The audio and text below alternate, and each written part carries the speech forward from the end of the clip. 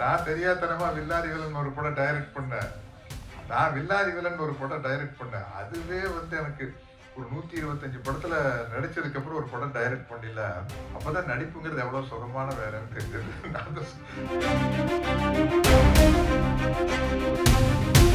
Churidar குடிங்கன்னு dialogue எழுதலாம போகையில hair dress வருது sir.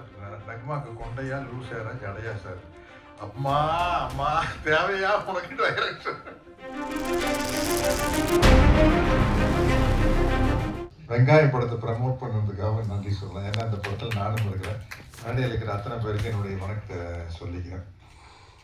Rajkumar கிட்ட நான் சேர்ந்ததுக்கு மிக முக்கியமான காரணம் யாருன்னு கேட்டீங்கன்னா, பகுத்தறி பகலவன் தந்தை பெரியார் அவர்கள் தான். என்ன எனக்கு ஃபோன் பண்ணது வந்து தந்தை பெரியார் திராவிடர் கழக தலைவர் கோவை ராமகிருஷ்ணன் தான் ஃபோன் பண்ணார்.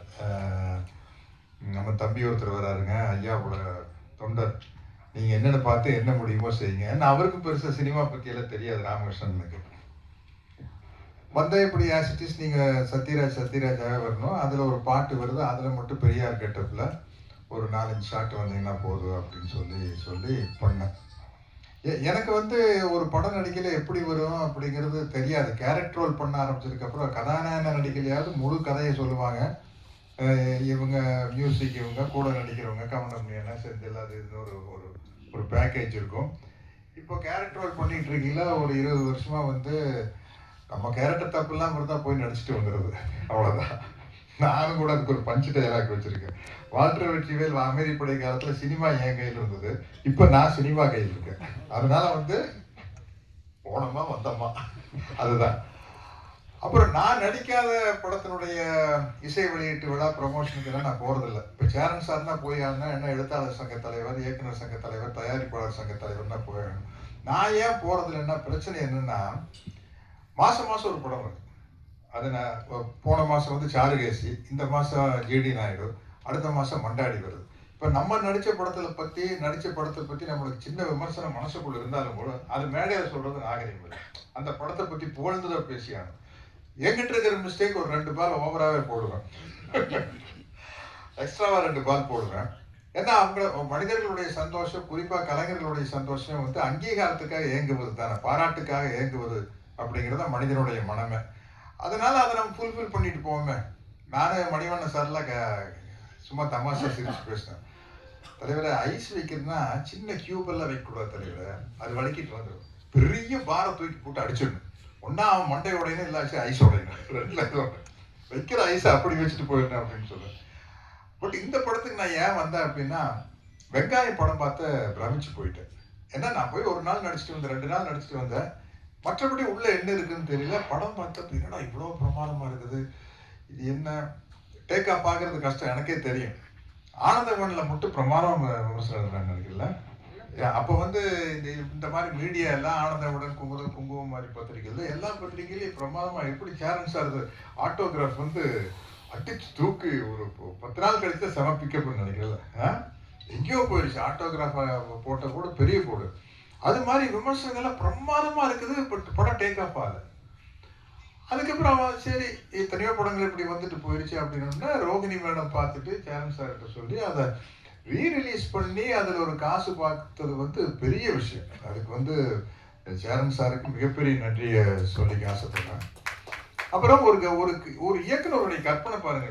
சேரன் சார் ஒரு படத்தை கஷ்டப்பட்டு ஒரு கிராமத்தில் போய் கிராமத்தில் இருக்கிறவங்களையே நடிக்க வச்சு எடுக்கிறோம். குறிப்பாக அவங்க அப்பா வந்து பிரமாதம் நடிச்சிருப்பாரு.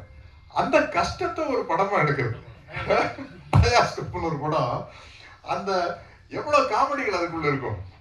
ஊருக்குள்ளேயே ஆளுகளை பிடிச்சி நடிக்க வைக்கிறது, ட்ரைனிங் கொடுக்கறதுங்கிறது. நான் அந்த படம் பார்த்து பிரமாதமா இருந்தது. இப்ப இந்த படத்தை பத்தி கேள்விப்பட்டேன், எனக்கு இன்னும் பெரிய குழப்பத்தில் இருக்கிற ஒன்னு சேரன் சார் கிட்ட கேட்டேன், எப்படி சேரன் சார் அது பண்ணாங்க? சரி, இவர் நிறைய எல்லா கேரக்டரும் ஒருத்தரே பண்றதுங்கிறது ஓகே. நம்ம சார் கேமராவும் இவரே ஹேண்டில் பண்றாருன்னா அது எப்படி ஹேண்டில் பண்ணிட்டு இந்த பக்கம் ஒரு கேரக்டர், அந்த பக்கம் ஒரு கேரக்டர், எல்லாமே இவர் பண்றாரு அப்படின்னா அது எப்படி சாத்தியம்னு எனக்கு தெரியல. இவர் பெரிய கொடுப்பீங்க. நான் தெரியாதனமா வில்லாரி வில்லன் ஒரு படம் டைரக்ட் பண்ணேன். அதுவே வந்து எனக்கு ஒரு 125 படத்துல நடிச்சதுக்கு அப்புறம் ஒரு படம் டைரக்ட் பண்ணல. அப்பதான் நடிப்புங்கிறது எவ்வளவு சுகமான வேலைன்னு தெரிஞ்சது. ஏங்க ஒரு படம் டைரக்ட் பண்றோம்னு விட்டீங்க. எங்க ஆர்ட் டைரக்டர் கலை வந்து பேசுவார். சோஃபா போடலாமா சேர் போடலாமா, கலை நீங்கள் தலைவர் கொஞ்சம் சோஃபா இருந்தால் பெட்டராக இருக்கும் அப்படின்னா நக்மாவோட காஸ்டியூம் வருவார். சார் புடவை கொடுக்கலாமா சார் சுடிதார் கொடுக்கலாமா? அவங்ககிட்டயே கேளுங்க, அவங்களுக்கு தெரியாதா? சரி சுடிதார் கொடுங்க, சுடிதார் கொடுங்கன்னு டைலாக் எழுதலாமல் போகையில் ஹேர் ட்ரெஸ் வருவார். Sir நக்மாவுக்கு கொண்டையா loose Hera ஜடையா sir? அம்மா அம்மா தேவையா உனக்கு டைரக்ஷன்? ஃபைட் மாஸ்டர் ரேப்பர் வச்சுங்க வந்து சார் நாளைக்கு எத்தனை ஃபைட்டர் வச்சுக்கலாம் அப்படிங்கிற ப்ரொடியூசர் ராம்நாதன்ட்டே இருப்பார். 50ன்னு சொன்னால் அவரை வருத்தப்படுவாரா? ஒரு 10 சொன்னால் 10ன்னா ஸ்டண்ட் மாஸ்டர் வந்து சார் 10 பேர் வச்சு எடுத்தால் நல்லா இருக்காது சார், கிராண்டாக இருக்காது இருப்பார். இவ்வளோ சிகலுக்கு நடுவில் படம் இதையெல்லாம் முடிச்சுட்டு மாமன் மகள்னு ஒரு படம் போகிறேன்னா ஜோடி மீனா மணிவண்ணன் கவுண்டமணி என்ன குருதனவால் டைரக்ஷன் பொள்ளாச்சியில் அப்படியே சொர்க்கமாக தெரியுது. சாட்டர்டேனா போனோம், ஸ்டார்ட் கேமரா ஆக்சிடென்ட் அடித்தோம், கட்டுனா வந்து உட்காந்தோம், உலக அரட்டை அடிச்சுட்டு அங்கே லொக்கேஷன் இல்லாத மற்ற எல்லா நடிகர்களை பற்றி கலாய்ச்சிட்டு இருக்கிறவங்களை பற்றி பேச முடியாதுல்ல, இல்லாதவங்களை பற்றி எல்லாம் பேசி ஜாலியாக இருந்தது. இப்போ உண்மையிலேயே இந்த படம் வந்து எனக்கு பிரமிப்பாக இருக்குது. சேனல் சார் நீங்கள் பார்த்தீங்களா?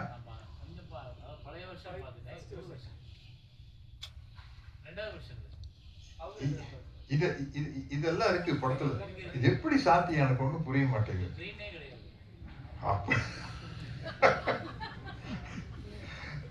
ஒன் மேன் ஆர்மின்னு சொல்ற மாதிரி ஒன் மேன் ராஜமௌலின்னு நினைக்கிறேன், ஒன் மேன் பாகுபலி அப்படிங்கிற அதிகம். ஓ ரொம்ப நேர்த்தி எடுத்திருக்காங்க. ஓ அதாவது அது ஒரு என்ன சொல்றதுன்னு கேட்டீங்கன்னாக்க ஒரு குறையுள்ள படமா இருக்கு. இல்லை உண்மையிலேயே பத்திரிகை நண்பர்கள்கிட்ட நான் இது வரைக்கும் கெஞ்சி கேட்டுக்கிறேன் வேண்டி கேட்டுக்கிறேன்லாம் சொன்னதில்லைன்னு நினைக்கிறேன். என் ஞாபகத்துக்கு நான் நடித்த படத்தை எப்படியாச்சும் கொண்டு போய் ஜனங்கிட்ட சேர்க்கணும். எப்படியாச்சும் எல்லாம் சேர்க்க முடியாது, நல்லா இருந்தால் தான் போய் சேர்க்க முடியும். எப்படியாச்சும் எப்படி சேர்க்கிறது? அது சரியா இல்லாத சாப்பாட்டை எப்படியாச்சும் எப்படி சாப்பிட முடியும்? நல்லா இருந்தால் தான் சாப்பிட முடியும். அது மாதிரி இந்த படத்தை வந்து எப்படியாச்சும் கொண்டு போய் மக்கள்கிட்ட சேர்க்கிற பொறுப்பு உங்ககிட்ட இருக்குது. நம்ம என்னன்னா நம்ம லைம் லைட்ல இருக்கிறவங்களை பற்றியே தான் எழுதிட்டு இருப்போம். அது இல்லை, அது இப்படி சினிமா ஒரு வியாபாரமோ நாங்கள் நடிக்கிறது ஒரு வியாபாரமோ அது மாதிரி பத்திரிகை ஊடக தொழில் எல்லாமே அது வியாபாரம் தான். வியாபாரம் போது சினிமாவில் வந்து அதிக சம்பளம் வாங்குற நடிகர் நடிகைகள் பற்றி எழுதும் போது தான் ஒரு செலிபிரிட்டி இருக்கும், அதை படிப்பாங்க. ஒரு கிசு வரதுனாலும் கூட அவங்கள பற்றி வந்தால் தான் இன்ட்ரெஸ்ட் இருக்கும். யாரோ தெரியாத முகத்தை பற்றி எழுதுல இன்ட்ரெஸ்ட் இருக்காது. பட் இது மிகப்பெரிய சாதனையாக நான் கருதுறேன். அவர் சொல்லிட்டாரு பாருங்க, மோர் தென் ராஜமௌலி மோர் தென் பாகுபலி அப்படின்னா இந்த படத்தை கொண்டு போய் இப்போ என்னதான் இங்கே பேசினாலும் உங்கள் கையில் தான் இருக்குது. இதை வந்து நீங்கள் 100 கோடி 200 கோடி சம்பளம் வாங்குற கதாநாயகனுடைய படத்தை எல்லாத்தையும் தாண்டி நீங்கள் ப்ரமோட் பண்ணா தான் முடியும், இல்லாட்டி முடியாது. ஏன்னா அவங்களுக்கு ப்ரமோஷன் தேவையில்லை, அவங்க முகம் போஸ்டர் இருந்தாலும் வந்துட்டு போகிறாங்க, அவ்வளோதானே. அதனால வந்து இது உங்களுடைய ஒரு டியூட்டியாக எடுத்துக்கணும், கடமையாக எடுத்துக்கணும். அப்போ தான் வந்து இந்த மாதிரி புதிய முயற்சிகள் பண்ணக்கூடிய இயக்குநர்கள் இளைஞர்கள் நிறையா சினிமாவுக்கு வருவாங்க. நான் இந்த படத்தை பார்த்ததுக்கு அப்புறம் ராஜ்குமார் கிட்ட எப்படி என்ன ஏதுன்னு கேட்டு தெரிஞ்சுக்கிறேன். மிகப்பெரிய வெற்றி அடைய வாழ்த்துக்கள், நன்றிகள், வணக்கம். தவிர்க்க முடியாத தம்ப்நெயில்ஸ், கலக்கலான கண்டென்ட்ஸ், சினிமாவும் சீரியஸ் பிரச்சனைகளும், பல வருடங்கள் இடைவெளிக்கு பிறகு இந்த படத்துல ஒரு கலகலப்பும் கைகலப்பும். Me too love you. Thank you sir. அவருக்கு அந்த மாஸ் ஏத்துறது இல்ல, போயிட்டே தான் இருக்காரே தவிர பிரேக்கே இல்லாமல் பிரேக்கிங் நியூஸ் சொல்லும் தந்தி டிவி ஆப். இன்ஸ்டா தலைமுறை வரை இறங்கி அடிக்கும் தந்தி டிவியின் டிஜிட்டல் எக்ஸ்க்ளூசிவ். அது தண்ணிக்குள்ள போகும்போது ஹேங் ஆயிடுச்சு. உங்களுக்கு விஜய் சார் எந்த அளவுக்கு ரொம்ப பிடிக்கும்? Of course, Malayalis are huge Vijay sir fans. ரெண்டு பேருமே ரொம்ப பிடிக்கும் எனக்கு. தந்தி டிவி ஆப்பை இலவசமா டவுன்லோட் செய்யுங்க, ஃபாலோ பண்ணுங்க, சப்ஸ்கிரைப் பண்ணுங்க, என்ஜாய் பண்ணுங்க.